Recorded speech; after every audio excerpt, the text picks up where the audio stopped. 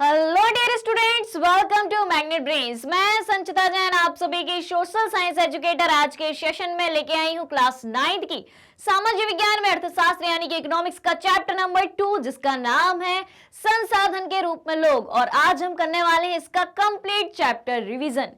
ये चैप्टर पहले मैंने आपको कई सारे पार्ट्स में पढ़ा दिया है जिनके बहुत ही शॉर्ट कंटेंट के साथ क्रिस्प वीडियो अवेलेबल है, यानी कि कम से कम समय में आपको ज्यादा से ज्यादा डिटेल दी गई और बेहतरीन एग्जाम्पल के साथ सारे वीडियो में पूरे चैप्टर को समझाया गया है।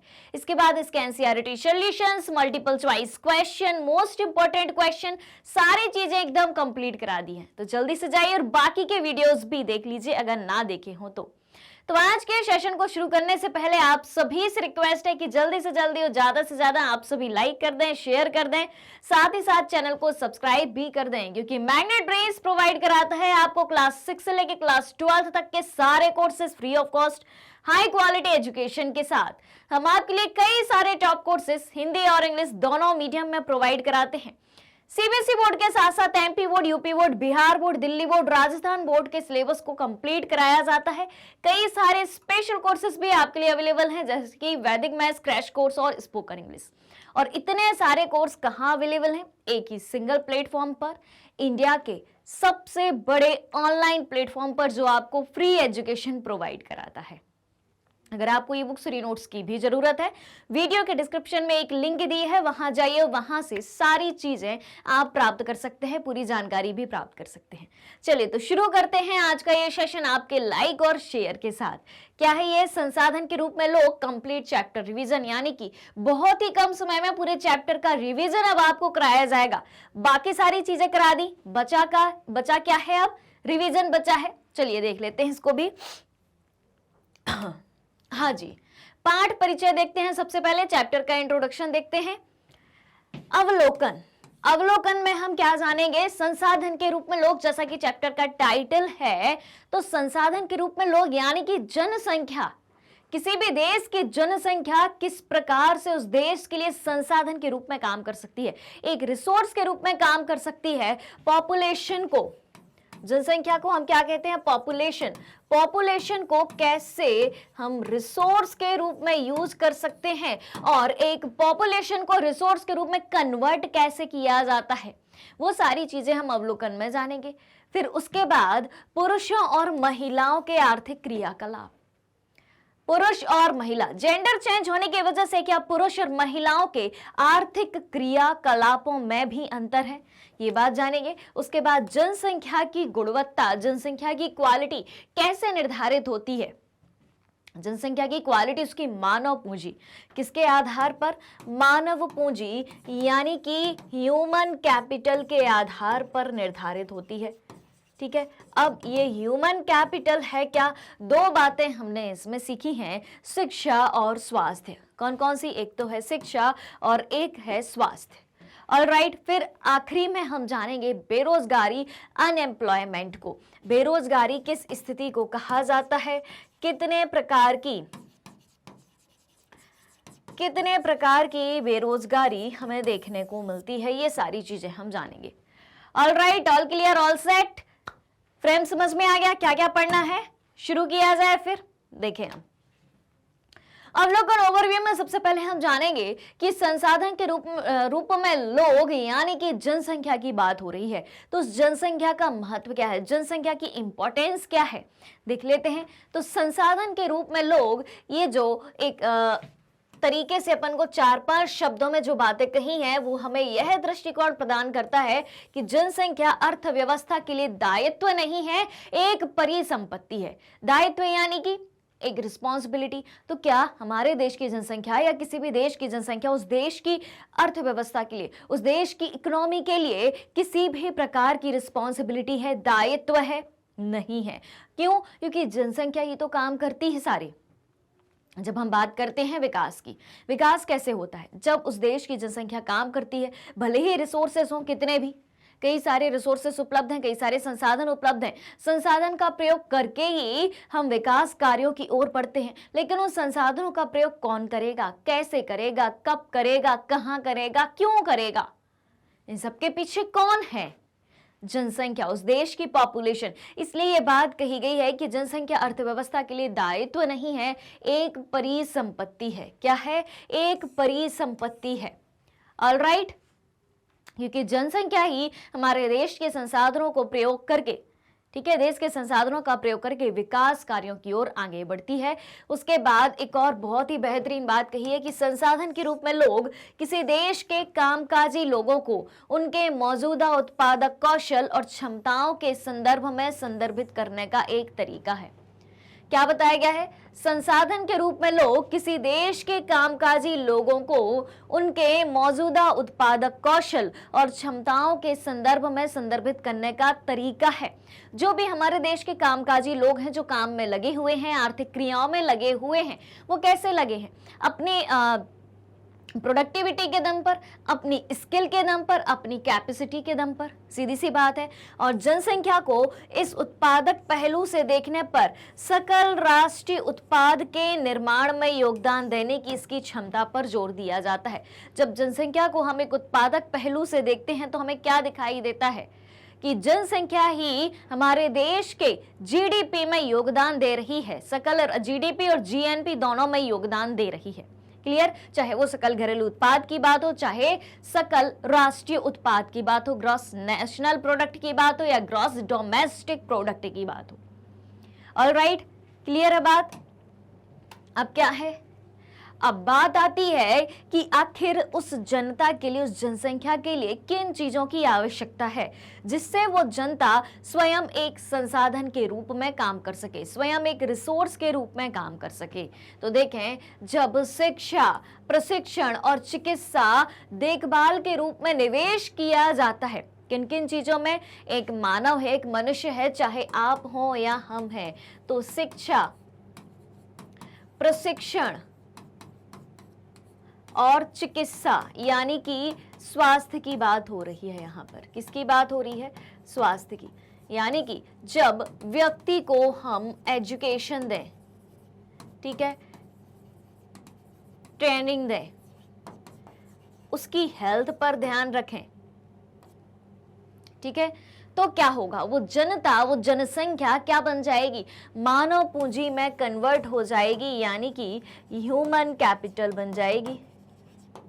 ऑलराइट, तो अगर किसी देश की जनसंख्या को मानव पूंजी में कन्वर्ट करना है तो उस देश की जनसंख्या के लिए आपको शिक्षा देनी होगी, स्वास्थ्य सुविधाएं देनी होगी, ट्रेनिंग देनी होगी। ठीक है, मानव पूंजी उनमें निहित कौशल और उत्पादक ज्ञान का भंडार है। किसी भी देश की जनसंख्या में अगर आप मानव पूंजी को देखते हैं तो वो मानव पूंजी क्या है कि किस व्यक्ति के पास कितना नॉलेज है, कितनी स्किल है, कितना वो व्यक्ति प्रोडक्टिव है। ऑलराइट, फिर अब देखते हैं मानव संसाधन के रूप में जनसंख्या। तो मौजूदा मानव संसाधन को अधिक शिक्षित और स्वस्थ बनाकर विकसित किया जाता है। किसी भी मानव को आप कैसे विकसित कर सकते हैं? किसी भी मानव का विकास कैसे होता है? बताओ भाई, आप एक स्टूडेंट हैं, आपका विकास कैसे होता है? पढ़ के। जितना आप पढ़ते हो उतनी ज़्यादा चीज़ों को जानते हैं, या जितनी ज़्यादा अदर एक्टिविटीज़ में आप लगे होते हैं उतनी ज़्यादा आप में स्किल बढ़ती जाती है, उतना ज़्यादा नॉलेज बढ़ता जाता है। तो यही बात यहाँ पर कही गई है कि मौजूदा मानव संसाधन को अधिक शिक्षित और स्वस्थ बनाकर विकसित किया जाता है। अब जैसे आपको सारी चीज़ें आती हैं, ठीक है, सारी एक्टिविटीज़ में आप पार्टिसिपेट करते हो, रोज़ स्कूल जाते हो, स्कूल में भी बहुत अच्छे से पढ़ते हो, अच्छे मार्क्स लेके आते हो, लेकिन जब कभी आपकी तबीयत बिगड़ जाती है, मान लो साल में एक बार आपको बुखार आ जाता है, तो वो दिन कैसे होते हैं? उसमें ना तो आप, भले आप कितने अच्छे स्टूडेंट हो, ठीक है, कितने अच्छे आर्टिस्ट हो, या सब कुछ आता हो आपको, लेकिन जब आपकी तबीयत बिगड़ती है तो सारी चीज़ें एक तरफ रखी रह जाती हैं। ऑलराइट, तो मौजूदा मानव संसाधन को अधिक शिक्षित और स्वस्थ बनाकर विकसित किया जाता है, यानी कि सबसे पहली प्रायोरिटी किसको दी जानी चाहिए? आपकी हेल्थ को। व्यक्ति स्वस्थ रहेगा तभी तो काम कर पाएगा। ठीक है, इसे मानव पूंजी का निर्माण कहा जाता है, जो भौतिक पूंजी निर्माण की तरह ही देश की उत्पादक शक्ति में इजाफा करता है।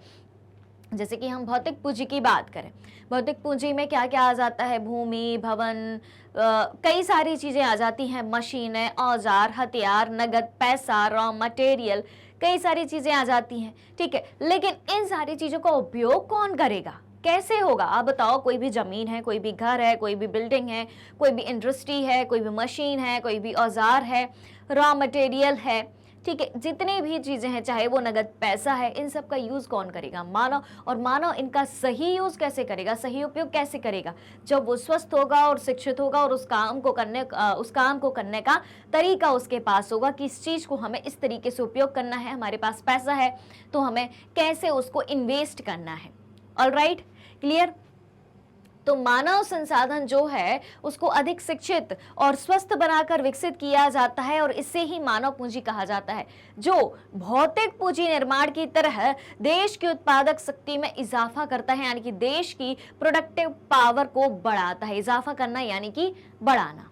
ऑलराइट, क्योंकि जो भी भौतिक पूंजी है, जितने नाम मैंने अभी आपको भौतिक पूंजी के बताए, उन सब का यूज कौन कर रहा है? मानव ही करेगा। काम कौन करेगा? करने की ताकत किसके पास है, करने की क्षमता किसके पास है, नॉलेज किसके पास है, स्किल किसके पास है? मनुष्य के पास है। ऑलराइट, चलिए अब क्या है मानव पूंजी में निवेश? Investment in human capital.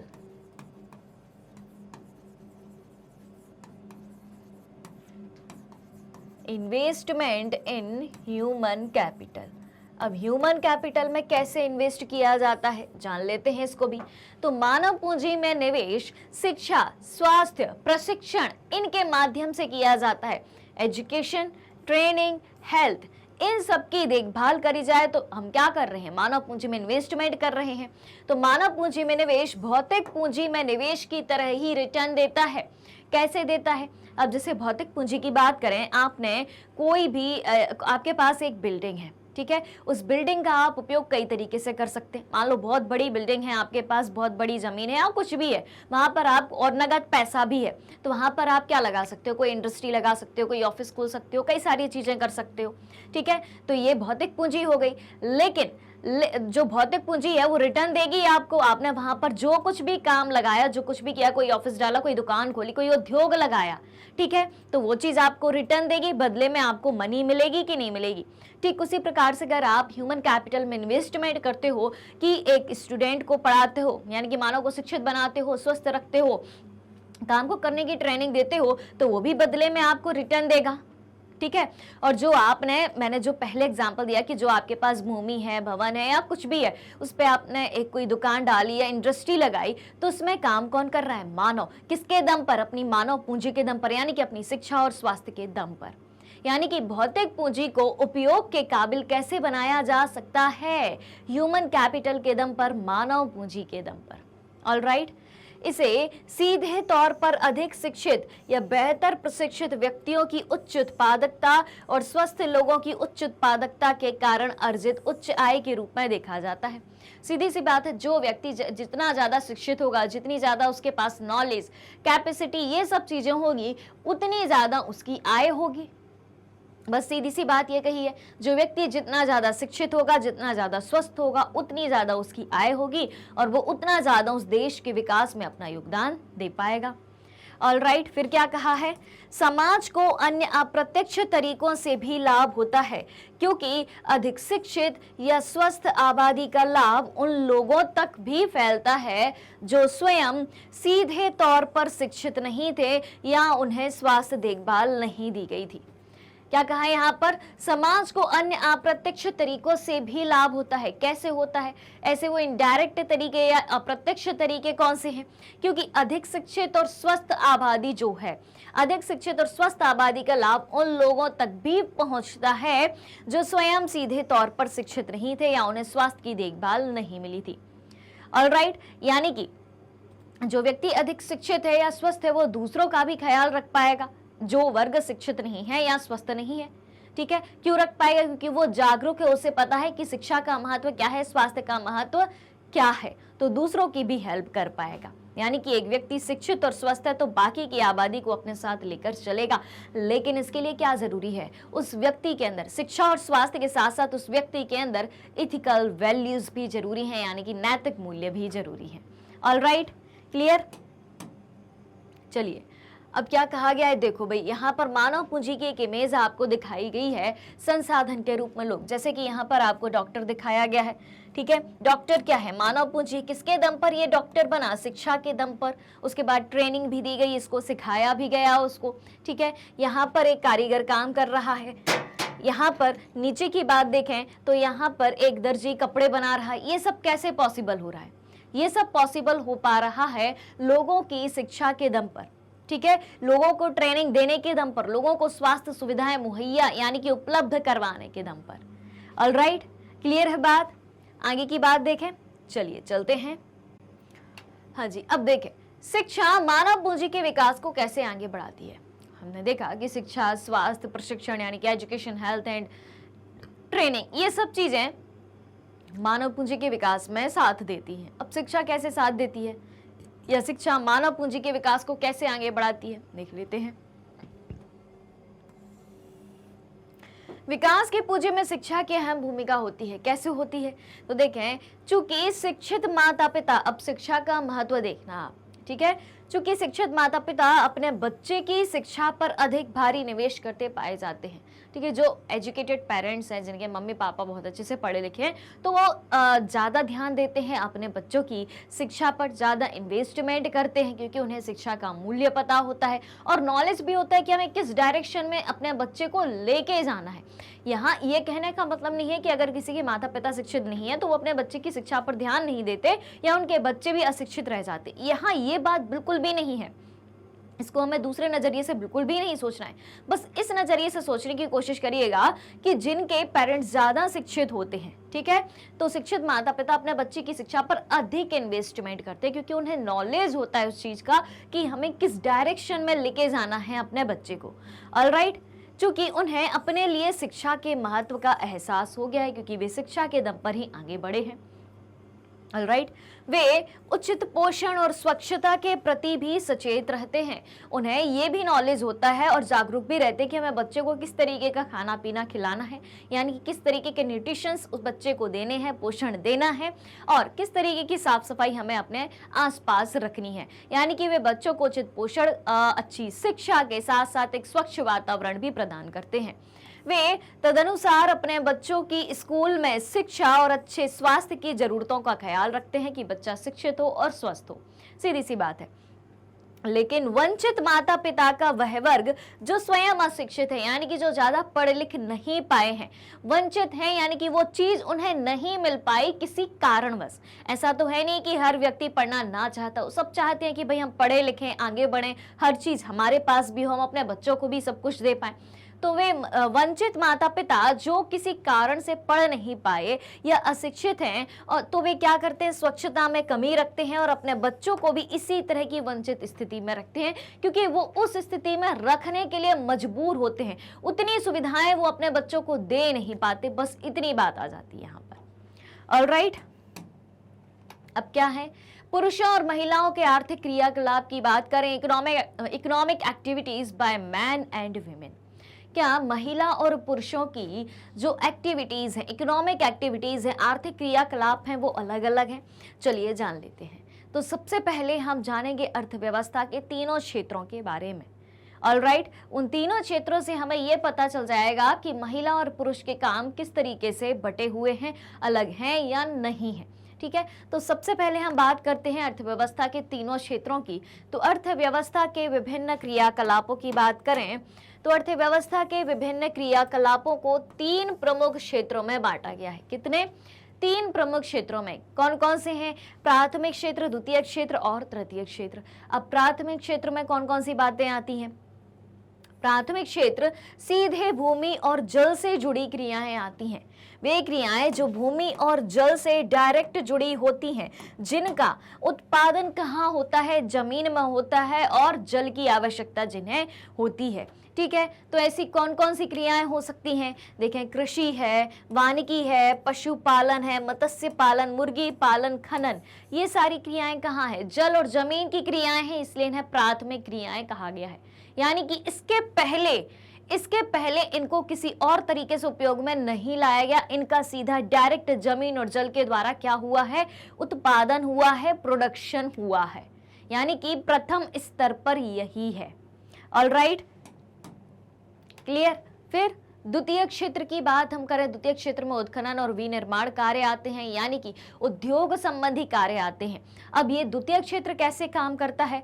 तो प्राथमिक क्षेत्र से जो भी उत्पाद इन्हें प्राप्त होता है, ठीक है, प्राथमिक क्षेत्र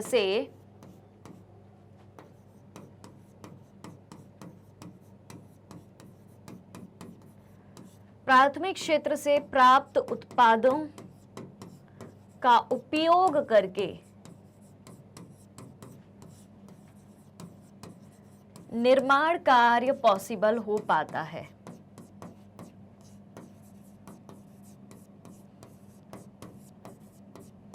ऑलराइट, द्वितीय क्षेत्र में क्या होता है? द्वितीय क्षेत्र में प्रोडक्ट कहां से प्राप्त होता है, उत्पाद कहां से प्राप्त होता है? इनको प्राथमिक क्षेत्र से प्राप्त होता है, कच्चा माल या रॉ मटेरियल। तो प्राथमिक क्षेत्र से प्राप्त उत्पादों, या हम यहां पर कच्चा माल शब्द का प्रयोग करते हैं, ठीक है। प्राथमिक क्षेत्र से प्राप्त कच्चा माल का उपयोग करके निर्माण कार्य होता है। अब एग्जाम्पल यहाँ पर दिए गए हैं, जैसे कि गन्ने से चीनी बनाना, ठीक है। गन्ने से चीनी बनाना, प्राथमिक क्षेत्र की वस्तुओं को अन्य रूपों में परिवर्तित करना। प्राथमिक क्षेत्र से जो चीज प्राप्त होगी उसका जो निर्माण किया जाएगा वो किस क्षेत्र में किया जाएगा? द्वितीय क्षेत्र में किया जाएगा, ठीक है। यानी कि प्राथमिक क्षेत्र से जो भी प्रोडक्ट इन्हें प्राप्त हो रहा है, रॉ मटेरियल, कच्चा माल, उसको कन्वर्ट करना है किसमें? एक नए प्रोडक्ट में। वो कहाँ होगा? सेकेंडरी सेक्टर में होगा, यानी कि द्वितीय क्षेत्र में होगा। जैसे एग्जाम्पल है गन्ने से चीनी बनाना। अब गन्ना कहाँ का है भाई? प्राथमिक क्षेत्र का है, खेतों में उगाया जाता है, जमीन और जल से जुड़ा हुआ काम है गन्ने का। अब गन्ने से चीनी बनेगी तो कहाँ बनेगी? शक्कर का उत्पादन होगा तो कहाँ होगा? एक उद्योग में जाके होगा, एक इंडस्ट्री में जाके होगा, ठीक है। क्लियर हो रही है बात? फिर कपास से सूत का निर्माण हो रहा है यहाँ पर, ठीक है। कपास क्या है? रॉ मटेरियल है, जमीन और जल से जुड़ी क्रिया है, कपास की खेती होती है, ठीक है। तो कपास की खेती हुई, उससे क्या बनना है? सूत बनना है। फिर सूत से बनेगा, अलग अलग कपड़े बनेंगे, अलग अलग डिजाइन के कपड़े बनेंगे, जैसी रिक्वायरमेंट रहेगी। ऑलराइट, तो प्राथमिक क्षेत्र से चीजें लेकर, यानी कच्चा माल लेकर एक उत्पाद में, एक नए उत्पाद में परिवर्तित किया जा रहा है द्वितीय क्षेत्र के द्वारा, यानी कि उद्योगों के द्वारा। ऑलराइट, अब क्या है? तृतीय क्षेत्र की बात करें, सेवा क्षेत्र को देखें तो तृतीय क्षेत्र में स्वयं उत्पादन नहीं करती। तृतीय क्षेत्र की जो क्रियाएं हैं उनमें स्वयं उत्पादन नहीं होता, ठीक है।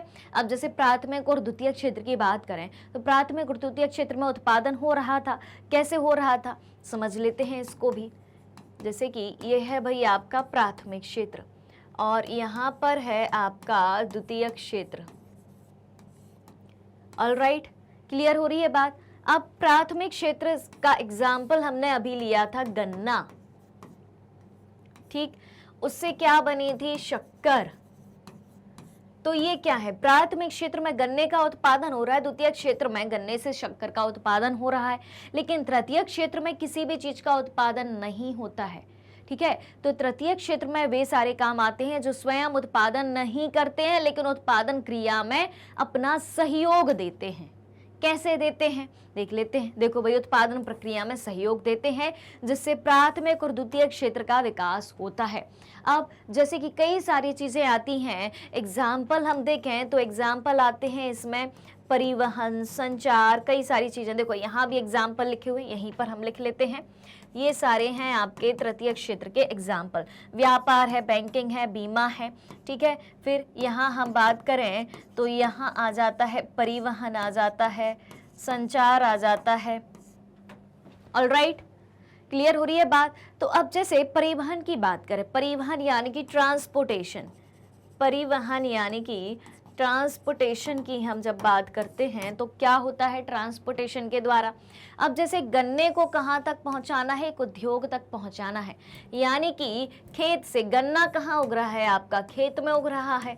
सामग्री को पहुँचाना कहाँ है? उद्योग में पहुँचाना है, ठीक है। उद्योग में पहुँचाना है। खेत से गन्ना जा रहा है उद्योग में, कैसे जाएगा? ट्रांसपोर्ट के द्वारा ही जाएगा, ठीक है। ट्रांसपोर्ट के द्वारा ही जाएगा, परिवहन के द्वारा जाएगा। किसी एक बड़े से ट्रक में बहुत सारे गन्ने भरे जाएंगे तब वो शक्कर उद्योग तक जाएंगे, क्योंकि शक्कर बनानी है, 2-4 गन्ने से काम तो चलेगा नहीं कि गन्ने का 4 गिलास जूस लिया और उससे शक्कर बना ली। कई हजार लीटर जूस लगेगा उसके लिए, तो कई हजार किलो, मतलब कई सारे गन्ने लगेंगे। क्लियर हो रही है बात? ठीक है, तो कैसे संभव हो पाएगा? ये ट्रांसपोर्ट के जरिए संभव हो पाएगा। अब मान लो किसी को शक्कर का उद्योग लगाना है, या एक किसान को खेत में गन्ना लगाना है पर उसके पास पर्याप्त पूंजी नहीं है, या किसी को शक्कर बनाने का उद्योग लगाना है, कारखाना लगाना है, उसके पास पैसा नहीं है, क्या करेगा? बैंक से उधार ले लेगा। तो ये तृतीय क्षेत्र जो है किसमें योगदान दे रहा है? उत्पादन प्रक्रिया में सहयोग दे रहा है। क्लियर हो गई बात? दो एग्जाम्पल दिए आपको, बैंकिंग का और परिवहन का। बात समझ में आ गई? चलिए देखें आर्थिक क्रियाएं। अब आर्थिक क्रियाएं क्या होती हैं?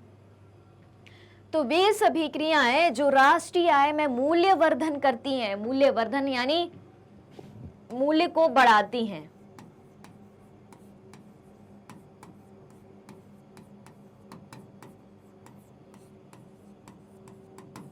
ठीक है, तो वे सभी क्रियाएं जो राष्ट्रीय आय में मूल्यवर्धन करती हैं, मूल्य को बढ़ाती हैं, क्या कहलाती हैं? आर्थिक क्रियाएं कहलाती हैं। जब आप पैसे कमाने का काम करोगे तो भाई पैसे से पैसा बनेगा, यानी कि पैसा बढ़ेगा। तो वे सारे काम जो राष्ट्रीय आय में अपना योगदान देती है, राष्ट्रीय आय को बढ़ाती हैं, यानी कि जब उस देश में हर व्यक्ति आर्थिक रूप से विकास कर रहा है तो सब क्या हो रहा है? एक तरीके से पूरे देश का विकास हो रहा है, यानी कि राष्ट्रीय आय बढ़ रही है, नेशनल इनकम बढ़ रही है। तो वे सभी क्रियाएं जो राष्ट्रीय आय को बढ़ाती है, उनमें मूल्यवर्धन करती है, क्या कहा जाता है? उन्हें आर्थिक क्रियाएं कहा जाता है। अब आर्थिक क्रियाओं के प्रकार कौन कौन से होते हैं? तो आर्थिक क्रियाओं के होते हैं दो प्रकार। पहला होता है बाजार क्रियाएं और दूसरा होता है गैर बाजार क्रियाएं। क्या क्या? बाजार क्रियाएं और गैर बाजार क्रियाएं। अब बाजार क्रियाएं और गैर बाजार क्रियाएं होती क्या क्या है ये भी समझ लेते हैं। तो देखें, वेतन या लाभ के उद्देश्य से की गई क्रियाओं के लिए पारिश्रमिक का भुगतान किया जाता है। बिल्कुल किया जाता है। क्या बताया गया यहाँ पर? वेतन या लाभ के उद्देश्य से की गई क्रियाओं के लिए पारिश्रमिक का भुगतान किया जाता है। इनमें सरकारी सेवा सहित वस्तुओं या सेवाओं का उत्पादन शामिल होता है। अब जब कोई व्यक्ति आपके लिए काम करेगा या आप किसी व्यक्ति के लिए काम करोगे, कहीं भी काम करोगे, चाहे आप प्राइवेट काम कर रहे हो चाहे आप सरकारी काम कर रहे हो, यानी कि प्राइवेट कंपनी में काम कर रहे हो चाहे सरकारी जगह पर काम कर रहे हो या कहीं भी आप काम कर रहे हो, सीधी सी बात है, तो आप किस उद्देश्य से कर रहे हो? पैसा कमाने के उद्देश्य से कि हमें सैलरी मिलेगी, हमें वेतन मिलेगा। ऑलराइट, क्लियर हो रही है बात? तो ये सारी चीजें कौन सी क्रिया हुई? बाजार क्रियाएं। तो सिंपल सी बात है, साधारण सी बात है कि वे सारे काम या वे सारी क्रियाएं जिनको करने से पैसा मिलता हो, वेतन मिलता हो, सैलरी मिलती हो, ठीक है, आर्थिक जरूरतें पूरी होती हो, उन्हें क्या कहा जाता है? बाजार क्रियाएं कहा जाता है। ऑलराइट, अब गैर बाजार क्रियाएं किसे कहते हैं? गैर बाजार क्रियाएं किसे कहते हैं? तो देखो, स्व उपभोग के लिए उत्पादन है, स्वयं के उपभोग के लिए, यानी कि स्वयं के यूज के लिए, स्वयं के खाने के लिए किसान खेतों में अनाज उगा रहा है। मान लो कि वो सिर्फ उतना ही अनाज उगाता है जितनी उसके परिवार को आवश्यकता है, जिससे उसके परिवार का पेट भर पाए, यानी कि सिर्फ स्वयं के लिए ही उगा रहा है। ठीक है, तो ये क्या है? ये क्या है? गैर बाजार क्रियाएं। इनमें प्राथमिक उत्पादों का उपभोग तथा अचल संपत्तियों का उत्पादन आता है। ऑलराइट, क्लियर हो गई बात? अब एक एग्जाम्पल देती हूं आपको, वो दोनों जगह फिट बैठेगा। कैसे बैठेगा? बाजार क्रिया और गैर बाजार क्रिया में। ठीक है, यहाँ पर हमने पढ़ा था कि वेतन या लाभ के उद्देश्य से की गई क्रियाओं के लिए पारिश्रमिक भुगतान किया जाता है, लेकिन गैर बाजार क्रियाओं में क्या होता है? स्वयं के उपभोग के लिए उत्पादन किया जाता है। ठीक है, अब जैसे कि हम बात करें, अब बात आती है यहाँ पर महिलाओं और पुरुषों के आर्थिक कार्यों की बात आती है, क्योंकि मेन टॉपिक यही है। अब यहीं से हम इसको समझते हैं। जैसे कि ऐसा माना जाता है और ऐसा होता भी है हमारे समाज में कि घर के सारे कामों को करने की जिम्मेदारी महिला की होती है। ठीक है, और बाहर के सारे कामों को करने की जिम्मेदारी पुरुष की होती है। ठीक है, कामों को बराबर बराबर बांट दिया। पुरुष जो काम बाहर कर रहा है उसको उसके पैसे मिलते हैं, लेकिन महिला जो काम दिन भर घर में कर रही है उसको उसके पैसे नहीं मिलते हैं। ठीक है, तो पुरुष जो काम कर रहा है वो हो गई बाजार क्रिया, और महिला जो काम कर रही है अपने घर में काम कर रही है, आपकी मम्मी, हमारी मम्मी सब घर में काम करती हैं, घर के जो भी काम, खाना बनाना, साफ सफाई का, सब अपने अपने घर के काम करते हैं। ठीक है, तो क्या हमारी मम्मी को हर महीने सैलरी मिलती है उस काम को करने की? नहीं मिलती है। ठीक है, अब सुनना, अब यहां से सुनना, अगर आपके घर में सफाई कोई नहीं करता, बाहर से कोई सफाई करने वाला आता है या कोई आंटी सफाई करने वाली आती हैं, ठीक है, तो क्या है, आप उनको पैसे देते हो, बिल्कुल देते हो। तो ये कैसी क्रिया हो गई, ये बाजार क्रिया हो गई। यानी कि अगर वही काम हम घर में करें, खुद के लिए करें, तो उसके लिए कोई सैलरी नहीं मिलेगी, वो हो जाएगी गैर बाजार क्रिया। लेकिन वही काम बाहर से कोई व्यक्ति आकर करता है तो वो कैसी क्रिया हो जाएगी, बाजार क्रिया हो जाएगी, क्योंकि हमें उसको उस काम को करने के पैसे देने पड़ेंगे, उसको वेतन देना पड़ेगा, सैलरी देनी पड़ेगी। क्लियर हो गई बात। यानी कि बाजार क्रियाएं जिनमें पैसे मिलते हों, ठीक है, यानी कि जो कमाने के उद्देश्य से करी जाती हैं वो बाजार क्रियाएं हैं। और जो स्वयं के यूज के लिए हम कर रहे हैं, छोटे मोटे काम कर रहे हैं, घर के काम कर रहे हैं, या कुछ भी है, अपने लिए काम कर रहे हैं, तो क्या होगा, ये होगी एक गैर बाजार क्रिया। ऑलराइट, यहाँ पर एक और एग्जाम्पल मैं आपको बताती हूँ टीचर का।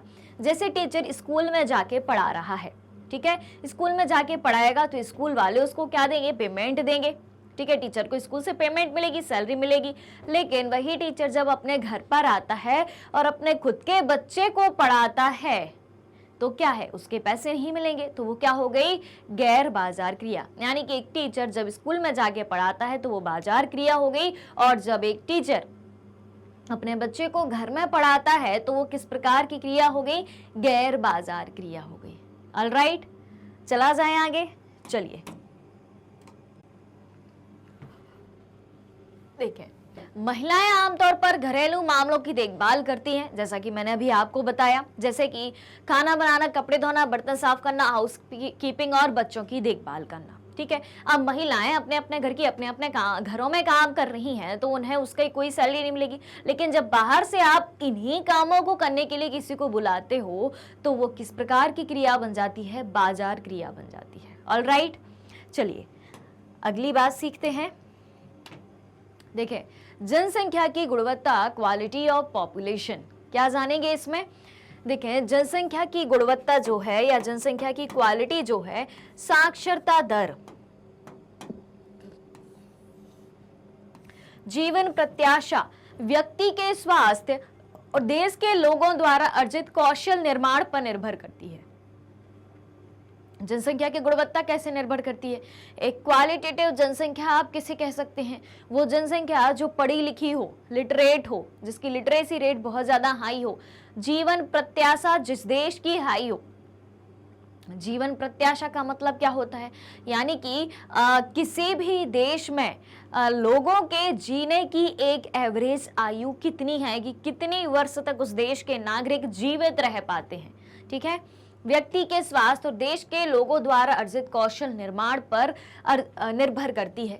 जनसंख्या की गुणवत्ता अंततः देश की विकास दर तय करती है। जनसंख्या की गुणवत्ता यह तय करती है कि आगे जाके देश किस तरीके से विकास करेगा, ठीक है। और साक्षर और स्वस्थ आबादी जो है देश के लिए एक संपत्ति होती है। अगर किसी देश की जनता पढ़ी लिखी है और स्वस्थ है तो वो क्या है, उस देश के लिए एक संपत्ति का काम करती है, क्योंकि स्वस्थ और साक्षर आबादी यानी कि हेल्दी और एजुकेटेड पॉपुलेशन अपने देश के विकास में अपना महत्वपूर्ण सहयोग देती है। ऑलराइट, अब क्या है, शिक्षा को समझ लेते हैं, ठीक। जनसंख्या की गुणवत्ता को बढ़ाने में शिक्षा की भूमिका होती है। तो किसी व्यक्ति के विकास के लिए शिक्षा क्या है, एक महत्वपूर्ण इनपुट है। यानी कि जिस व्यक्ति को आप जितना ज़्यादा पढ़ाते जाओगे, शिक्षित करते जाओगे, बदले में आपको जो है उतना ही आउटपुट मिलेगा। यानी कि जिस तरीके से आप इनपुट दोगे आपको क्या मिलेगा, आउटपुट मिलेगा। और यह एक नए क्षितिज खोलता है, नए आयाम खोलता है, नए नए रास्ते दिखाता है। क्या, शिक्षा नई आकांक्षाएं प्रदान करता है और जीवन के मूल्यों को विकसित करता है।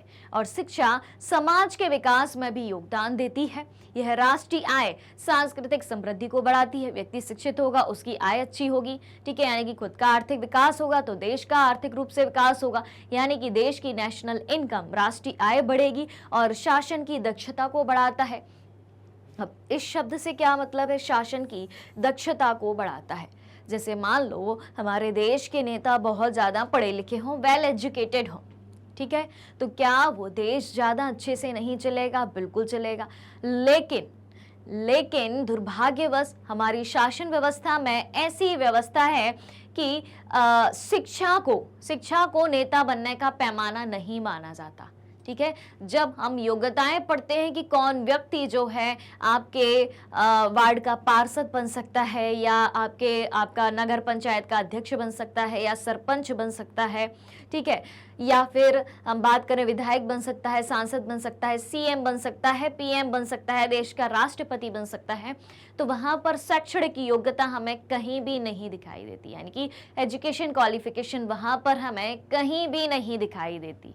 ठीक है, हमें दिखाई देती है एक उम्र कि इतने उम्र से ज्यादा का व्यक्ति बन सकता है, ऐसी कई सारी बाकी की योग्यताएं दिखाई देती हैं। ठीक है, लेकिन शिक्षा को एक नेता चुनने का पैमाना नहीं माना जाता है। लेकिन अगर वही नेता शिक्षित हो तो वो देश के विकास में ज्यादा अच्छे से अपना योगदान देगा, क्योंकि जो व्यक्ति शिक्षित होता है वो अपने आसपास की जानकारियों से परिचित होता है कि उसे कैसे काम करना है, किस तरीके से खुद की सोच को अपने कामों में दिखाना है, अपनी शिक्षा का यूज करके कैसे हम काम कर सकते हैं। ऑलराइट, ठीक है, तो शासन की दक्षता कैसे बढ़ सकती है, हमारी सरकार अच्छी कैसे बन सकती है, जब हमारे देश की सरकार जो है पढ़ी लिखी हो। ऑलराइट, फिर लड़कियों पर विशेष जोर देते हुए सभी के लिए प्रारंभिक शिक्षा के भी प्रावधान करे गए हैं। लड़कियों की शिक्षा पर भी ज्यादा जोर दिया गया है और सभी के लिए प्रारंभिक शिक्षा के प्रावधान करे गए हैं। प्रारंभिक शिक्षा का मतलब क्या होता है? Primary education. क्या होता है? Primary education. ठीक है, कि एटलीस्ट सभी को प्राइमरी शिक्षा तो मिलनी ही चाहिए, और प्राइमरी शिक्षा को बिल्कुल फ्री ऑफ कॉस्ट सरकार की तरफ से दिया भी जा रहा है, यानी कि सरकार अपनी तरफ से सारे प्रयास कर रही है व्यक्तियों की शिक्षा के लिए और व्यक्तियों के स्वास्थ्य के लिए भी। चलिए, तो शिक्षा की बात हमने करी, अब क्या शिक्षा पर व्यय की बात करते हैं कि हमारे भारत देश की सरकार ने शिक्षा के क्षेत्र में अपनी तरफ से, सरकार की तरफ से कितना खर्चा किया है, कितना व्यय किया है। तो देखें, सबसे पहली बात यहाँ पर आती है, प्रत्येक जिले में नवोदय विद्यालय जैसे स्कूलों की स्थापना और बड़ी संख्या में हाई स्कूल के छात्रों को ज्ञान और कौशल से संबंधित व्यवसायों से परिचित कराने के लिए व्यावसायिक धाराओं का विकास किया गया है। सबसे पहली बात कही गई है हमसे नवोदय विद्यालय, नवोदय स्कूल के बारे में। तो जल्दी से बताइए, नवोदय स्कूल के बारे में तो सभी ने सुना है ना? सभी ने सुना होगा कि नवोदय स्कूल होते हैं, ये तो सभी ने सुना होगा। और आप किस क्लास के स्टूडेंट है भाई? 9th क्लास के स्टूडेंट है, तो आप में से कुछ ने तो नवोदय का एंट्रेंस एग्जाम भी दिया होगा। क्या होता है नवोदय विद्यालय में जाने के लिए? सबसे पहले तो बात करते हैं कि नवोदय विद्यालय होते कैसे हैं। तो नवोदय विद्यालय में एकदम फ्री ऑफ कॉस्ट आपको बहुत अच्छी एजुकेशन दी जाती है, एक बात। लेकिन क्या सभी बच्चे नवोदय विद्यालय में जा सकते हैं? नहीं। क्लास 5th जब आप पास कर लेते हो तो क्लास 5th के बाद नवोदय स्कूल में जाने के लिए एक एंट्रेंस एग्जाम होता है, एक परीक्षा होती है। अगर उस एग्जाम को आप क्रैक कर लेते हो, वो एग्जाम आप पास कर लेते हो, ठीक है, तो आपको नवोदय स्कूल में एडमिशन मिल जाता है और आपकी 12th तक की एजुकेशन एकदम फ्री हो जाती है। वहीं जाकर आपको रहना पड़ता है, एक तरीके से कहा जाए तो बोर्डिंग स्कूल टाइप होते हैं। ठीक है, वहाँ हॉस्टल होता है, स्कूल होता है, काफी सारे बच्चे होते हैं, टीचर होते हैं, सब कुछ होता है। ठीक है, बस आपको घर से दूर रहना पड़ता है, लेकिन वहाँ 6 to 12th आपको एकदम फ्री एजुकेशन और बहुत अच्छी एजुकेशन आपको प्रोवाइड कराई जाती है।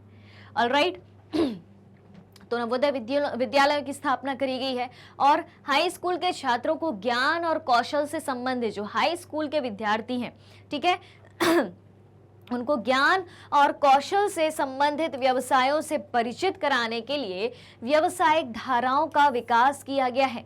यानी कि हाई स्कूल के स्टूडेंट्स को ऐसी शिक्षा दी जा रही है, ऐसी स्किल उनमें डेवलप करी जा रही है, ऐसी ट्रेनिंग दी जा रही है ताकि वो आगे जाके अगर उस चीज को सीख के कोई अपना व्यवसाय चालू करना चाहे तो वो कर सकते हैं। ऑलराइट, फिर क्या है?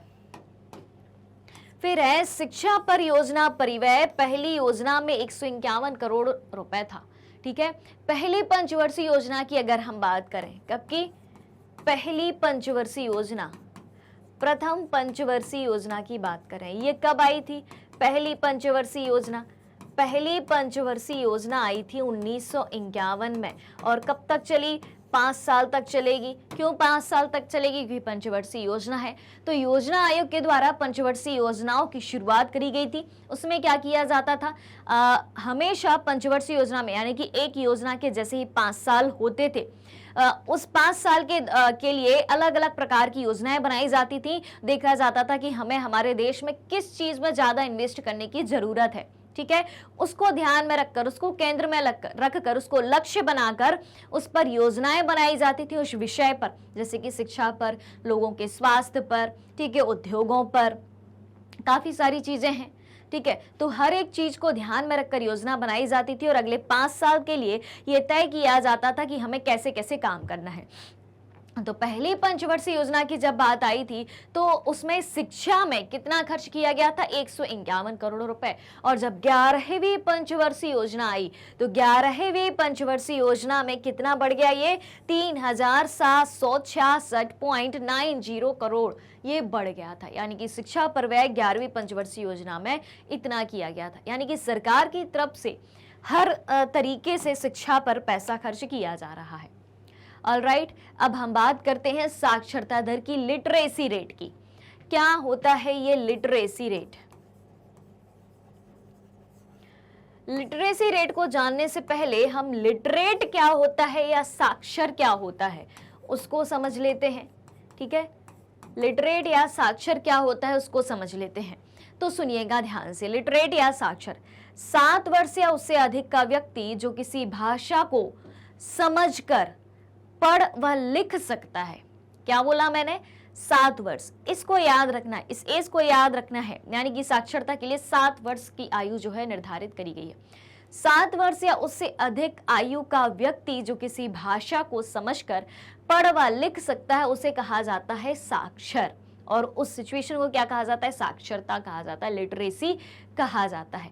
अब लिटरेसी रेट की बात हो रही है, साक्षरता दर की बात हो रही है। तो देखें, साक्षरता जो है न केवल एक अधिकार है बल्कि नागरिकों को अपने कर्तव्यों का पालन करने और अपने अधिकारों का सही ढंग से आनंद लेने के लिए भी इसकी आवश्यकता है। अगर व्यक्ति को अपने अधिकारों से परिचित होना है, जो भारत देश के संविधान के द्वारा या किसी भी देश के द्वारा उस देश के सिटीजन्स को, नागरिकों को, देशवासियों को, जनता को जो भी राइट्स दिए गए हैं, अधिकार दिए गए हैं, अगर आप उनको जानना चाहते हैं और अपने जीवन में उनका प्रयोग करना चाहते हैं ताकि आपका जीवन बहुत अच्छे से आगे बढ़े, तो आपको क्या करना होगा? शिक्षित बनना पड़ेगा, ठीक है। अब सरकार ने, हमारे देश के संविधान ने तो कई सारे अधिकार हमें दिए हैं जिसकी सुरक्षा की गारंटी भी हमारे देश का संविधान देता है, ठीक है। अब बदले में आपसे भी तो कुछ मांगेगा देश। भारत देश आपको कई सारे राइट्स दे रहा है। आपको स्वतंत्रता का अधिकार है, समानता का अधिकार है, धार्मिक स्वतंत्रता का अधिकार है, जीवन जीने का अधिकार है, कई सारे अधिकार हैं, शोषण के विरुद्ध अधिकार है, कई सारे अधिकार हैं। तो भाई जब संविधान इतने सारे अधिकार आपको दे रहा है तो बदले में आपसे भी तो कुछ मांगेगा। यानी कि आपके भी हमारे देश के प्रति कुछ कर्तव्य होंगे, कुछ ड्यूटीज होंगी जिनको आप फॉलो करोगे और अपने देश को सुरक्षित देश बनाओगे। ऑलराइट, तो जब एक व्यक्ति शिक्षित होता है तो वो अपने अधिकारों को प्राप्त करना जानता है। अगर उसके अधिकारों का उल्लंघन हो रहा है तो उसके लिए लड़ना भी जानता है। वहीं दूसरी तरफ उस व्यक्ति के अपने देश के प्रति क्या कर्तव्य बनते हैं, क्या ड्यूटीज बनती हैं, उनको भी पूरा करना जानता है। इसके लिए सबसे बड़ी आवश्यकता क्या है? व्यक्ति की शिक्षा, व्यक्ति का साक्षर होना। ऑलराइट, फिर देखें, पुरुषों में साक्षरता महिलाओं की तुलना में लगभग 16.6% अधिक है। पुरुषों में साक्षरता क्या है? पुरुषों में साक्षरता महिलाओं की तुलना में लगभग 16.6% अधिक है और ग्रामीण क्षेत्रों की तुलना में शहरी क्षेत्रों में है लगभग 16.1% अधिक है। यानी कि शहरी क्षेत्रों में साक्षरता ज्यादा दिखाई देती है और महिला और पुरुष की हम बात करें तो पुरुषों में साक्षरता का दर ज्यादा है।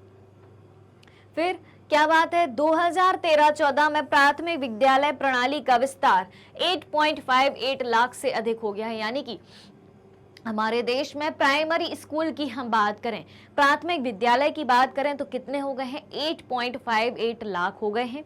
और स्कूलों का यह विशाल विस्तार स्कूली शिक्षा की खराब गुणवत्ता और उच्च ड्रॉप आउट दर के कारण कमजोर हो गया है। विकास तो हो रहा है, प्राइमरी स्कूल तो खोले जा रहे हैं, लेकिन होता क्या है? असल में होता क्या है? प्राइमरी स्कूल तो सरकार खोल के दे रही है, लेकिन उन प्राइमरी स्कूलों की हालत अगर अपन देखें, सरकारी प्राइमरी स्कूल, सरकारी प्राथमिक विद्यालयों की बात हो रही है, क्योंकि सारी चीजें यहाँ पर कौन प्रोवाइड करा रहा है? सरकारी क्षेत्र। अभी निजी क्षेत्र की कोई बात नहीं है, प्राइवेट स्कूलों की बात नहीं है, प्राइवेट सेक्टर की कोई बात नहीं है, ठीक है। तो इतनी विशाल संख्या में प्राइमरी स्कूल खोले गए हैं, 8.58 लाख से भी अधिक हो गए हैं, और ये आंकड़ा 2013-14 का है। लेकिन उनकी हालत ठीक क्यों नहीं दिखाई देती? तो देखो, शिक्षा की खराब गुणवत्ता और उच्च ड्रॉप आउट दर के कारण कमजोर हो गई है उनकी हालत। कैसे? शिक्षा की खराब गुणवत्ता। अब जैसे सरकारी टीचर की हम बात करें, सरकारी शिक्षक की बात करें, और सरकारी शिक्षक में हम खासतौर से प्राइमरी स्कूल की हम बात करें, और प्राइमरी स्कूल अधिकतर ग्रामीण इलाके में खोले जाते हैं, ठीक है। यानी कि ग्रामीण इलाकों में ऐसा प्रोविजन होता है कि कम से कम एक प्राइमरी स्कूल तो होना ही चाहिए, यानी कि 1st to 5th तक का स्कूल तो होना चाहिए, 5 क्लासेस तो होनी ही चाहिए। अब जो टीचर प्राइमरी स्कूल में और खासतौर से ग्रामीण इलाकों में पढ़ाते हैं, क्योंकि भारत में गांवों की संख्या ज्यादा है, ग्रामीण इलाकों में पढ़ाते हैं, गांवों की संख्या ज्यादा है, इसलिए स्कूलों की संख्या भी इतनी ज्यादा आपको बताई जा रही है, ठीक है। तो ग्रामीण इलाकों में पढ़ाने वाले जो मास्टर जी होते हैं वो क्या करते हैं भाई? कभी स्कूल जाते हैं, कभी स्कूल नहीं जाते हैं, जाते भी हैं तो अपने काम में लगे हैं, बच्चे खेल रहे हैं, यानी कि बच्चों को ओवरऑल पढ़ाया ही नहीं जा रहा है। अब जब बच्चों को पढ़ाया नहीं जाएगा तो बच्चों को स्कूल जाने की संख्या भी कम हो जाएगी, ठीक है। और कुछ बच्चे तो स्कूल जाना ही फिर छोड़ देते हैं। तो इसके कारण यानी कि शिक्षा की गुणवत्ता में जब कमी देखी गई तो इन स्कूलों की हालत भी कमजोर देखी गई। हाँ जी, अब देखें, जनसंख्या की गुणवत्ता की बात हो रही थी, उसमें शिक्षा की बात हो रही थी। शिक्षा के अंदर हमने साक्षरता दर की बात कही थी, तो यहाँ पर एक चार्ट हमें दिखाई देता है, ठीक है, इसको हम देख लेते हैं। यहाँ पर आप देखें, वर्टिकली आपको लिटरेसी रेट दिखाई गई है और हॉरिजेंटली आपको ईयर दिखाए गए हैं, ठीक है, साक्षरता दर। और यहाँ की हम बात करें, ठीक, हाँ जी, यहां की हम बात करें, चलिए, तो नीले रंग में आपको ओवरऑल साक्षरता दर दिखाई जाएगी, लाल रंग में आपको पुरुष साक्षरता दर दिखाई जाएगी, और हरे रंग यानी कि ग्रीन कलर में आपको महिलाओं की साक्षरता दर अलग अलग वर्षों में दिखाई जाएगी। तो सबसे पहले हम बात करते हैं ओवरऑल लिटरेसी रेट की, ठीक है, कि किसी भी देश की साक्षरता दर कितनी है। सवाल क्या उठता है, किसी देश की साक्षरता दर कितनी है, यानी कि उसमें सारे व्यक्ति शामिल हो जाएंगे, महिला पुरुष की बात अलग अलग नहीं होगी। तो देखें, 1951 में यह प्रतिशत हमें लगभग 18% के आसपास दिखाई देता है। 1961 की बात करें तो लगभग 28% के आसपास दिखाई देता है। 1971 की बात करें तो लगभग 35% दिखाई देता है, यानी कि ग्रेजुअली इंक्रीज ही हो रहा है। यहां से देखें भाई, देखो यहां से देखें, नीले रंग की तरफ ध्यान देना है, देखो इंक्रीज हो रहा है कि नहीं हो रहा है? बिल्कुल हो रहा है। ऑलराइट, देखो भाई, देखो, अरे पूरा मिट गया, कोई बात नहीं, फिर से बना लेते हैं। हाँ जी, देखें भाई, यहां से देखें, ये देखें, यहाँ पर हल्का सा बढ़ा है, यहाँ पर थोड़ा और बढ़ा है, यानी कि बढ़ता ही गया है ओवरऑल साक्षरता दर। फिर हम पुरुष साक्षरता दर की बात करें तो देखें, व्यक्ति तो हो गई भाई, पुरुष साक्षरता दर की बात करें रेड कलर में देखें तो 1951 में पुरुष साक्षरता दर लगभग हमें 28% दिखाई दे रही है। उसके बाद हम देखें तो लगभग 40.05 दिखाई देता है। फिर यहाँ की हम बात करें तो लगभग हमें 46% दिखाई देती है पुरुष साक्षरता दर। उसके बाद 1981 की हम बात करें तो लगभग हमें 57 के आसपास दिखाई देता है। ऑलराइट, तो यहाँ से जब हम ऊपर की तरफ आगे बढ़ते हैं तो ये ग्राफ जो है बढ़ता हुआ ही दिखाई देता है, यानी कि पुरुष साक्षरता दर भी समय के साथ बढ़ती हुई दिखाई दे रही है। फिर बात करते हैं हम महिला साक्षरता दर की। ऑलराइट, महिला साक्षरता दर क्या है भाई, कहाँ से बढ़ती है, देखते हैं। 1951 का डेटा देखें तो लगभग हमें 8.5% के आसपास दिखाई देती है। 1961 के डेटा की हम बात करें तो ये हमें लगभग 15 से 16% के आसपास दिखाई देती है। 1971 के डेटा की हम बात करें तो 22 से 23% दिखाई देती है। 1981 के डेटा की बात करें तो एग्जैक्ट 30% ही दिखाई देती है। यहाँ पर हमें लगभग 39% दिखाई देती है, यानी कि महिला साक्षरता दर भी समय के साथ इंक्रीज होती हुई दिखाई दे रही है। क्लियर है बात? ग्राफ समझ में आया आपको कि अलग अलग वर्षों में साक्षरता दर जो है, चाहे वो ओवरऑल साक्षरता दर की बात हो, चाहे पुरुष साक्षरता दर की बात हो, चाहे महिला साक्षरता दर की बात हो, भारत देश में बढ़ती ही गई है। ठीक है, यानी कि शिक्षा के क्षेत्र में लोग जागरूक हो रहे हैं और हमारे देश की सरकार भी उसमें काम कर रही है।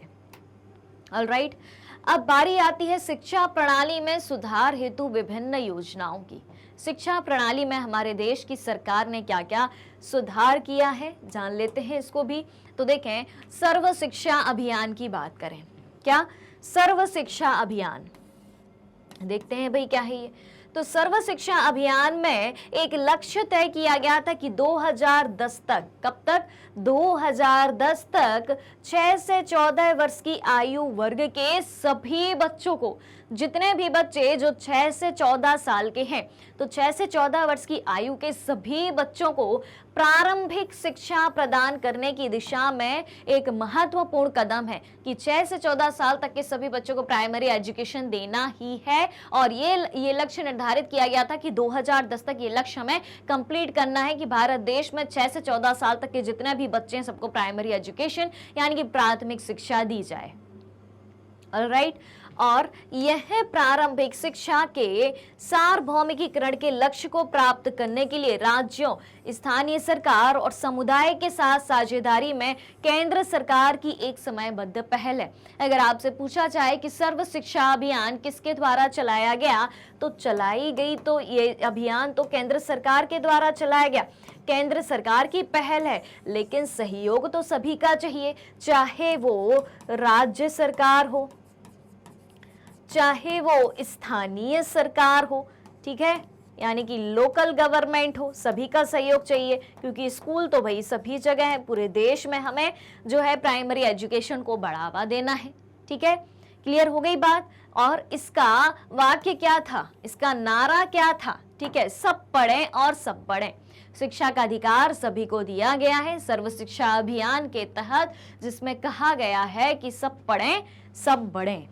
ऑलराइट, अगली बात क्या कही गई है, मध्याह्न भोजन योजना। दूसरा काम किया गया है मिड डे मील से रिलेटेड। ठीक है, मध्याह्न भोजन योजना यानी कि दोपहर का भोजन बच्चों को स्कूल में दिया जाएगा, मिड डे मील, MDM।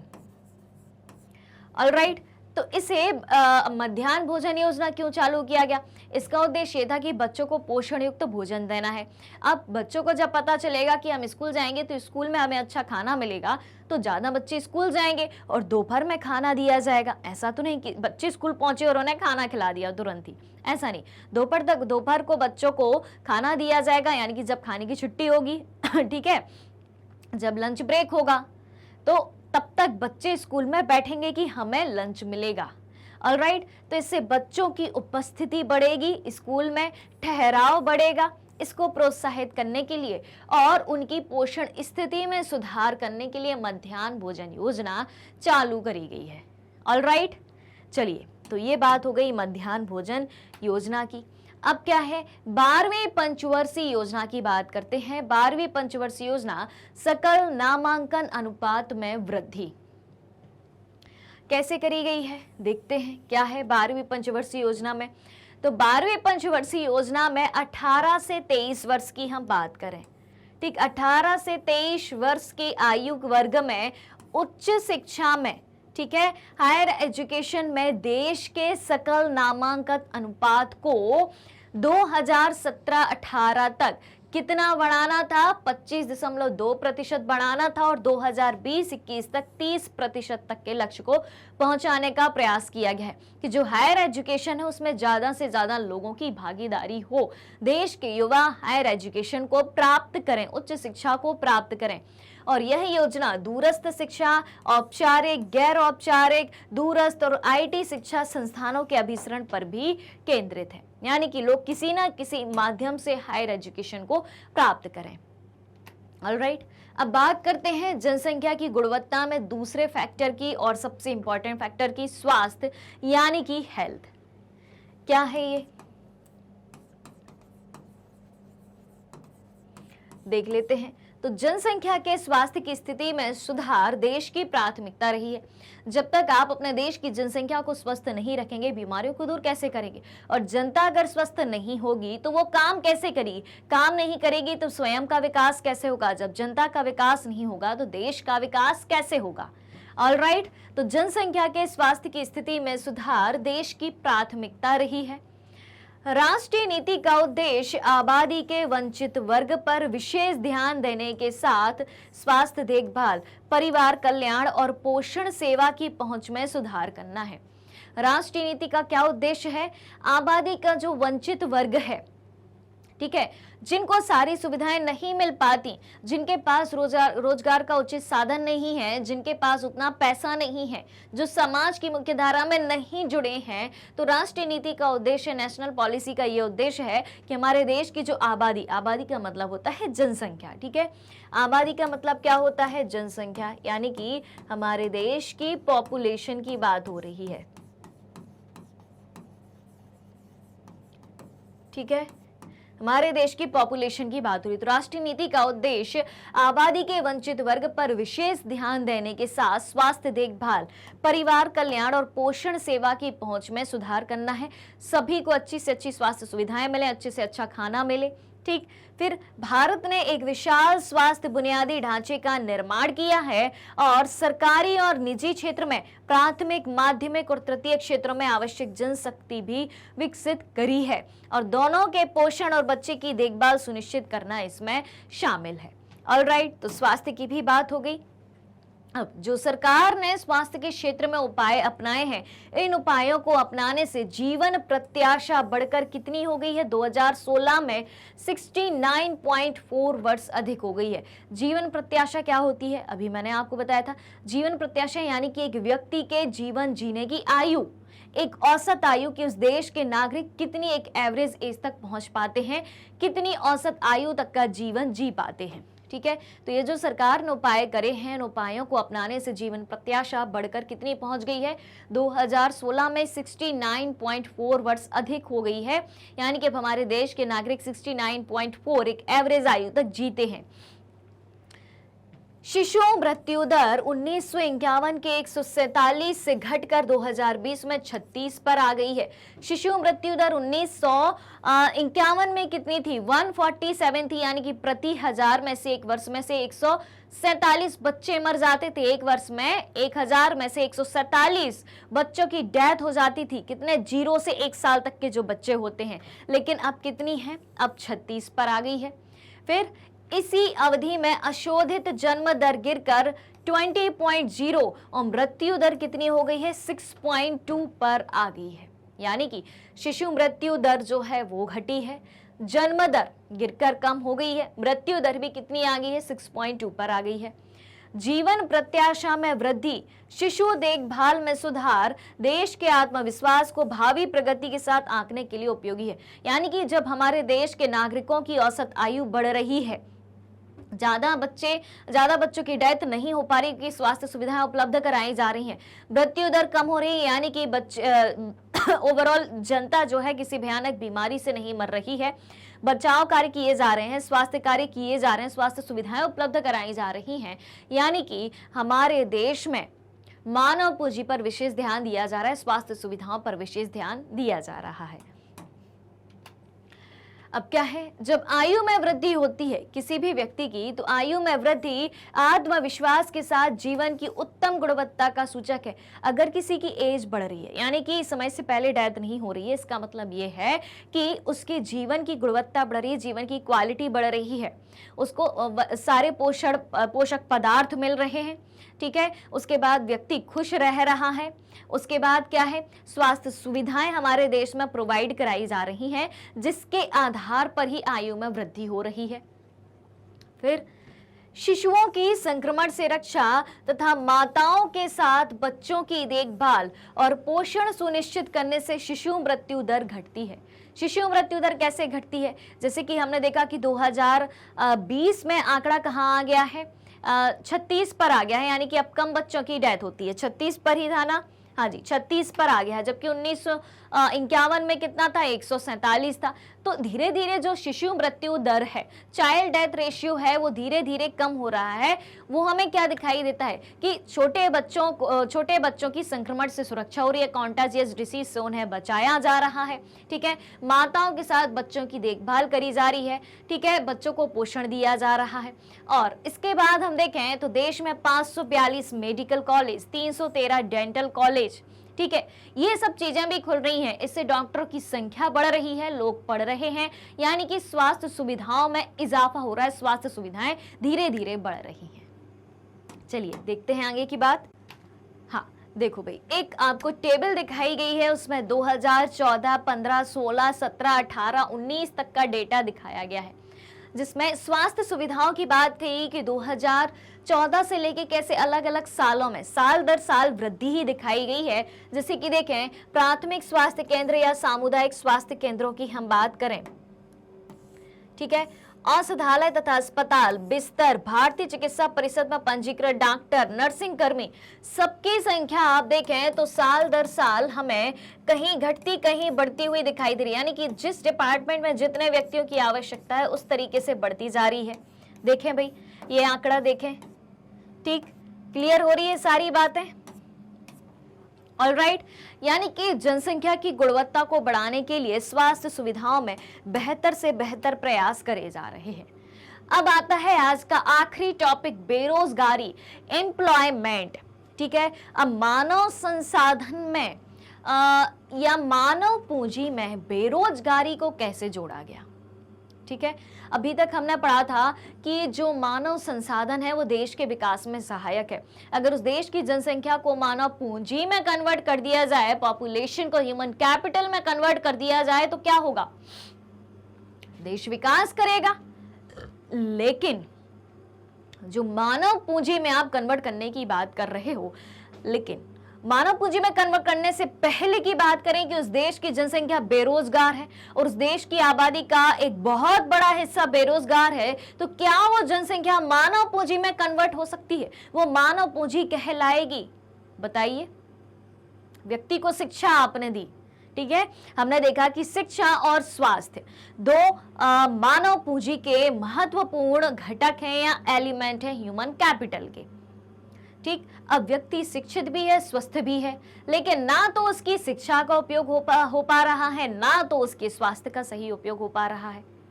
यानी कि स्वस्थ और शिक्षित व्यक्ति का कोई उपयोग नहीं है, उसके पास पैसा कमाने का कोई साधन ही नहीं है, वो बेरोजगार है। तो क्या आप उस व्यक्ति को मानव पूंजी कह सकते हैं?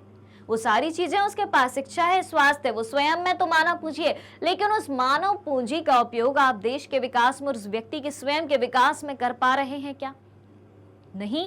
तो क्या है, उस देश में बेरोजगारी है। अब समझते हैं हम ये बेरोजगारी क्या होती है। तो देखें, बेरोजगारी या अनएम्प्लॉयमेंट, बेरोजगारी को तब अस्तित्व में कहा जा सकता है जब जो लोग निर्धारित वेतन पर काम करने के इच्छुक होते हैं और उन्हें नौकरी नहीं मिल पाती है।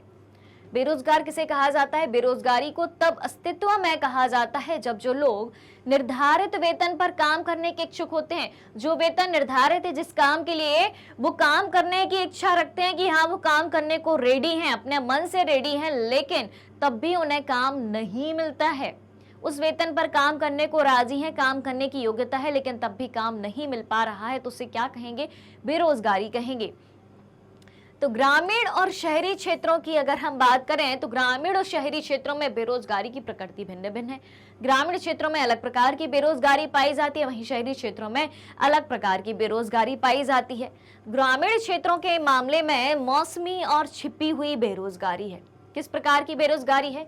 ग्रामीण क्षेत्रों के मामले में मौसमी और छिपी हुई बेरोजगारी है। और शहरी क्षेत्रों की बात करें तो शहरी क्षेत्रों में अधिकतर शिक्षित बेरोजगारी पाई जाती है। क्लियर? चलो तो अब समझते हैं ये ग्रामीण और शहरी बेरोजगारी क्या क्या होती है। तो सबसे पहले हम बात करें बेरोजगारी में ग्रामीण बेरोजगारी की। तो ग्रामीण बेरोजगारी के ही ये प्रकार होते हैं, कौन कौन से? मौसमी बेरोजगारी और प्रच्छन्न बेरोजगारी।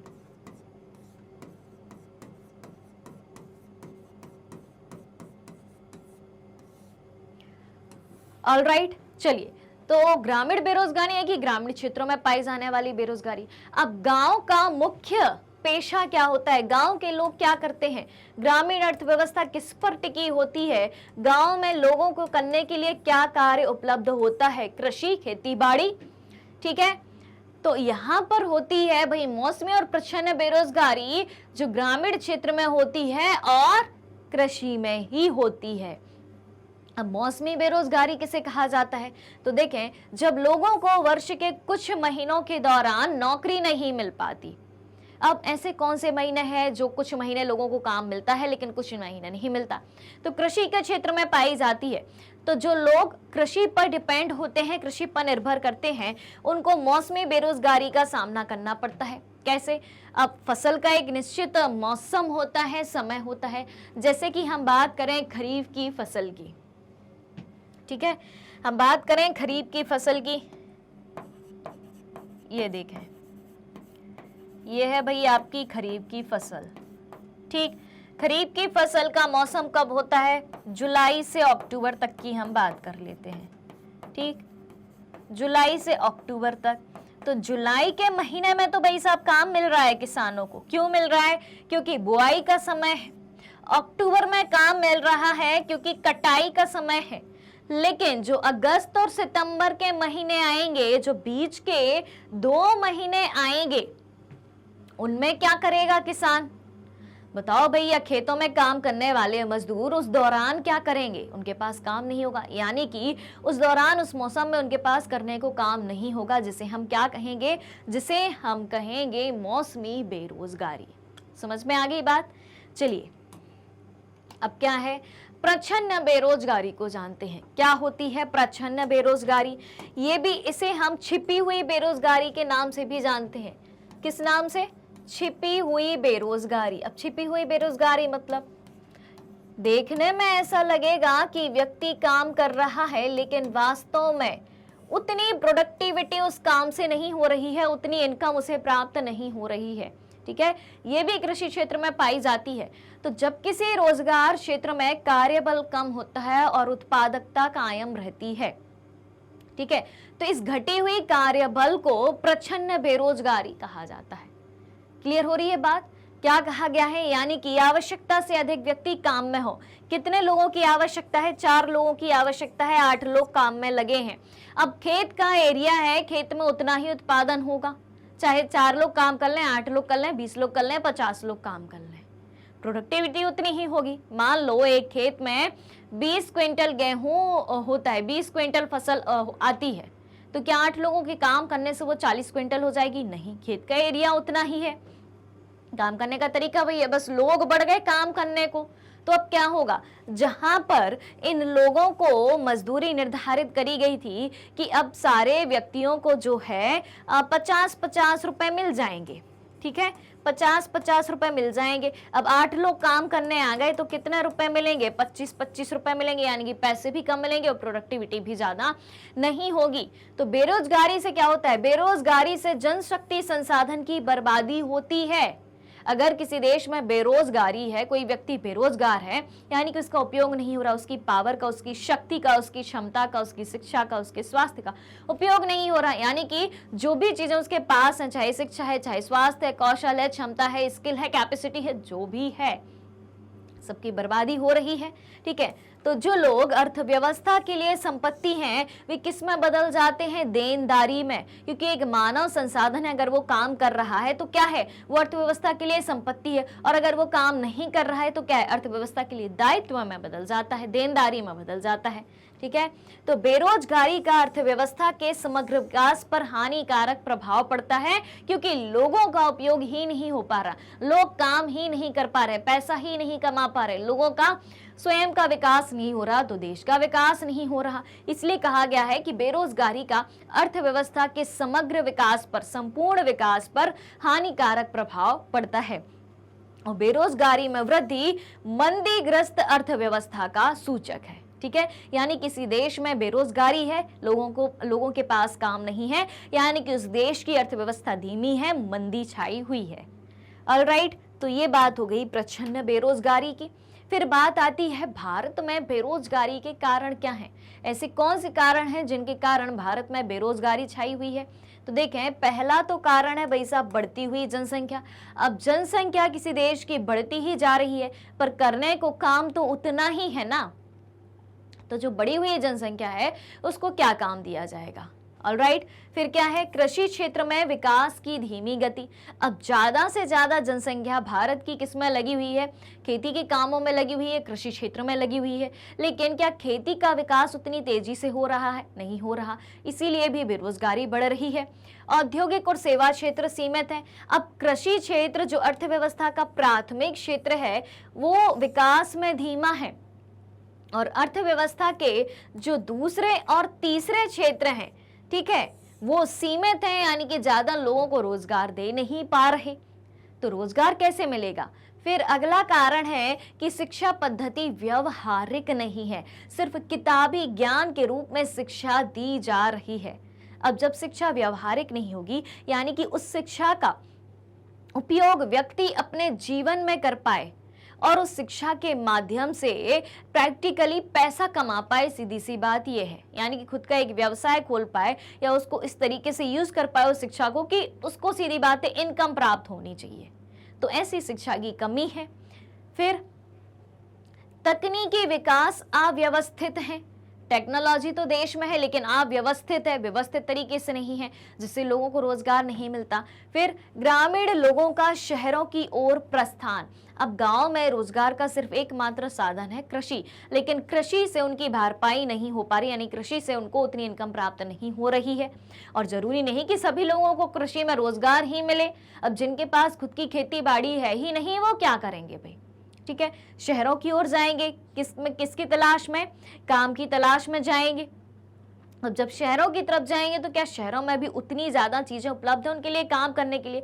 तो शहरों की आबादी बढ़ती जाती है, लोग बेरोजगारी का शिकार होते ही जा रहे हैं। तो ये सब कारण हैं भारत में बेरोजगारी के। अब बेरोजगारी से हमारे देश की अर्थव्यवस्था पर क्या प्रभाव पड़ता है, इसको भी जान लेते हैं। तो देखें, बेरोजगारी में वृद्धि मंदीकृत अर्थव्यवस्था का सूचक है। ठीक है, किसी देश में अगर बेरोजगारी है, यानी कि उस देश की अर्थव्यवस्था धीमी है, मंदी का शिकार है, और बेरोजगारी में वृद्धि के कारण समाज के जीवन की गुणवत्ता का भी बुरा असर पड़ता है। अब लोग बेरोजगार हैं, ठीक है, तो बेरोजगारी के कारण क्या होगा? समाज के जीवन की जो क्वालिटी है, लोगों के जीवन जीने की जो क्वालिटी है उस पर असर पड़ेगा, क्योंकि लोगों के पास काम नहीं है, काम नहीं है तो पैसा नहीं आ रहा, पैसा नहीं आ रहा तो उनके जीवन स्तर पर असर पड़ेगा ही। ठीक है अब हमने पढ़ा था कि शहरों में शिक्षित बेरोजगारी पाई जाती है। ठीक है, अब शिक्षित बेरोजगारी हमारे देश के लिए या किसी भी देश के लिए किस प्रकार से एक चुनौती के रूप में है? सबसे पहले बात करते हैं कि शिक्षित बेरोजगारी होती क्या है। तो शिक्षित बेरोजगारी उसे कहा जाता है कि जब व्यक्ति के पास शिक्षा है, व्यक्ति शिक्षित है, वेल एजुकेटेड है, शिक्षित होने के बाद भी, एजुकेटेड होने के बाद भी उसके पास करने के लिए काम नहीं है, तो उसे क्या कहा जाएगा? शिक्षित बेरोजगार कहा जाएगा। तो प्राथमिक और द्वितीय क्षेत्र में विकास की गुंजाइश है। ठीक है, प्राथमिक और द्वितीय क्षेत्र में विकास की गुंजाइश है। अधिकांशतः शिक्षित लोग तृतीयक सेवाओं की ओर आकर्षित होते हैं जहां नौकरियां सीमित हैं। क्या बात कही गई? प्राथमिक और द्वितीय क्षेत्र में विकास की गुंजाइश है, यानी कि कृषि क्षेत्र में हम विकास कर सकते हैं, उद्योगों में विकास कर सकते हैं। कृषि में विकास होगा तो ऑटोमेटिकली द्वितीय क्षेत्र यानी कि उद्योगों में विकास तो होगा ही, क्योंकि उद्योग किस पर डिपेंड करते हैं? प्राथमिक क्षेत्र पर, कृषि क्षेत्र पर। ठीक है, इनमें विकास की गुंजाइश है, लेकिन इनमें विकास किया नहीं जा रहा। ठीक है, और अधिकांशतः जो शिक्षित लोग होते हैं, एजुकेटेड लोग होते हैं, वो कहाँ जाते हैं? तीसरे क्षेत्र की तरफ, सेवा क्षेत्र की तरफ, कि हम शिक्षित हैं तो हम नौकरी करेंगे, ना तो हम खेती बाड़ी का काम करेंगे और ना हम उद्योगों में काम करेंगे, और उनका विकास भी नहीं किया जा रहा उन दोनों क्षेत्रों का। तो तृतीय क्षेत्र की ओर लोग काम करने के लिए जाते हैं, लेकिन वहां पर नौकरियां सीमित है। यानी कि आप ये समझ लो, आज के दौर में इतना कंपटीशन है कि 100 लोगों के लिए वैकेंसी है, और लोग कितने खड़े हुए हैं? 1 लाख। 100 और 1 लाख का कोई कंपैरिजन है? कहाँ 100 कहाँ 1 लाख। 1 लाख लोग लाइन में खड़े हैं, मिलेगी 100 को नौकरी। इतना ज्यादा भीषण कंपटीशन है। ठीक है, तो शिक्षित युवक क्या करते हैं? डिग्रियां होते हुए भी बेरोजगार हैं, बड़ी बड़ी डिग्रियां हैं उनके पास पर बेरोजगार हैं। विदेशों में नौकरी पाने वाले इच्छुक युवकों के पास इतनी सुविधाएं नहीं है कि वह विदेश जा सके। ठीक है, समझ में आ रही बात? विदेशों में नौकरी पाने वाले जो इच्छुक युवक हैं, उनके पास इतनी सुविधाएं ही नहीं है कि वो विदेश जा सके। जिनकी इच्छा है कि हम विदेश में जाके काम करें, शिक्षा भी है उनके पास, लेकिन वो जा नहीं सकते, उनके पास वो सुविधा नहीं है।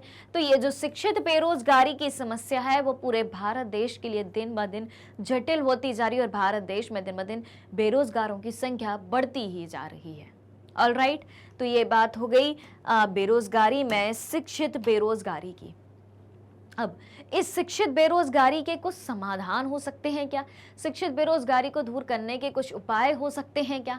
तो देख लेते हैं भाई साहब, क्या उपाय हो सकते हैं। स्कूल और कॉलेज में व्यावसायिक विषयों को पढ़ाने लिखाने की व्यवस्था शुरू की जा सकती है। स्कूल और कॉलेज में क्या किया जा सकता है? व्यावसायिक विषयों को पढ़ाने लिखाने की व्यवस्था शुरू करी जा सकती है। ऐसे सब्जेक्ट को पढ़ाया जाए, ऐसी चीजें सिखाई जाए बच्चों को स्कूल और कॉलेज में, जिससे वो आगे जाके क्या कर पाए? अपना एक छोटा मोटा व्यवसाय खोल पाए, उस चीज को सीखने के आधार पर कोई काम कर पाए, कोई नया इनोवेशन कर पाए, और ऐसा बच्चे कर भी लेते हैं। ठीक है, ताकि वह अपना काम शुरू कर सकें। फिर औद्योगिक प्रशिक्षण केंद्र ITI खोले जाएं, ताकि पढ़े लिखे विद्यार्थियों को वहां किसी व्यवसाय संबंधी ट्रेनिंग दी जा सके।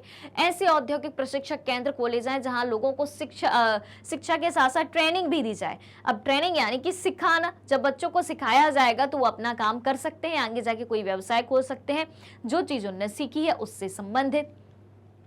फिर चाहे वह नौकरी प्राप्त करें या ना करें, अपना काम खोलें, प्रशिक्षण दो, फिर उनकी जो मर्जी होगी। अगर वो नौकरी के क्षेत्र में जाना चाहें तो नौकरी कर सकते हैं, और अगर नौकरी नहीं भी मिलती है मान लो, तो जो ने ट्रेनिंग ग्रहण करी है उसको लेके वो कोई काम कर सकते हैं और लोगों को रोजगार प्राप्त हो सकता है। ऑलराइट, तो शिक्षित बेरोजगारी से इस तरीके से हम निजात पा सकते हैं। अब बात आती है एक और, राष्ट्रीय नीति का लक्ष्य। What is the goal of national policy? जनसंख्या के अल्प सुविधा प्राप्त वर्गों पर विशेष ध्यान देते हुए नेशनल पॉलिसी का क्या लक्ष्य है?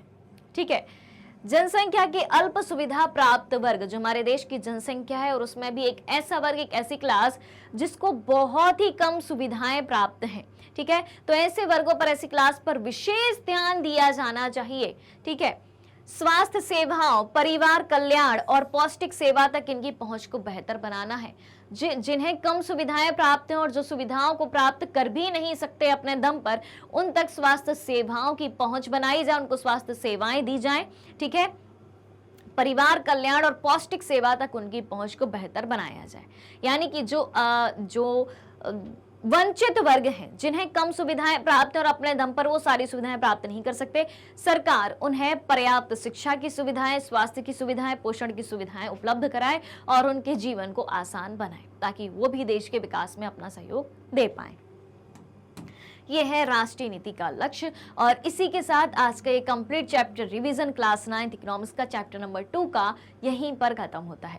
उम्मीद है सारी बातें आपको समझ में आ गई होंगी। अगर अभी भी कहीं भी डाउट है तो जल्दी से कमेंट करके बताइए कि आपको कहाँ डाउट है, क्या समस्या है, क्या सवाल है आपका।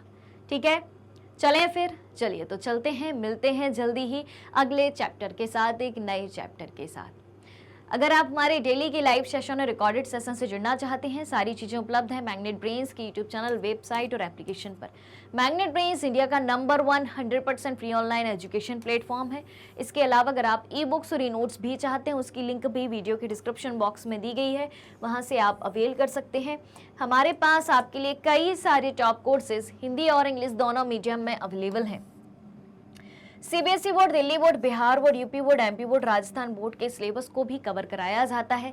कई सारे स्पेशल कोर्सेज हैं हमारे पास, जैसे कि वैदिक maths, crash course, spoken English और इतने सारे कोर्सेज है कि सिंगल प्लेटफॉर्म पर हाई क्वालिटी एजुकेशन के साथ फुल्ली ऑर्गेनाइज कंप्लीट कोर्स के साथ एकदम फ्री में प्रोवाइड कराए जाते हैं।